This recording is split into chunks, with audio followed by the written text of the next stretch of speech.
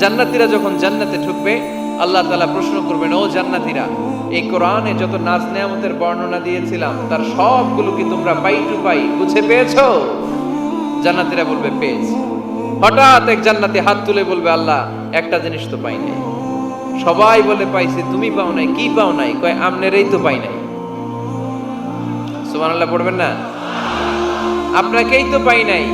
সব দেখলাম, সব খাইলাম, সব দেখলাম, কিন্তু আপনারে তো দেখলাম না।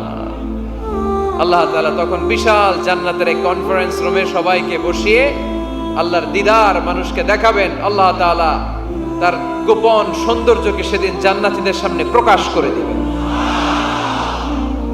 আল্লাহর হাবিব বসবেন ওই কনফারেন্স রুমে সবার সামনে। আল্লাহর হাবিবের পেছনে বসবে অন্যান্য নবীরা, তারপরে সোহাদা, সালেহীন, আউলিয়া সবাই বসবে।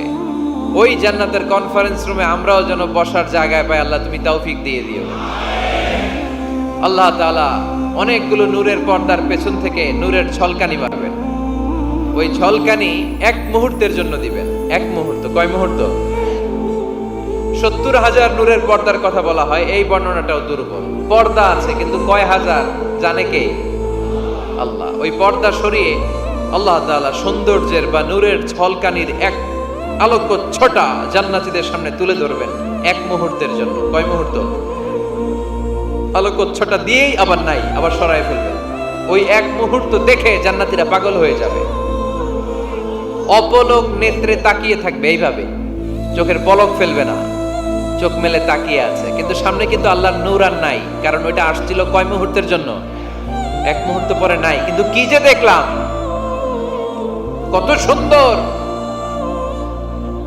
কোটি কোটি বছর এরকম অপলক নেত্রে জান্নাতীরা তাকিয়ে থাকবে।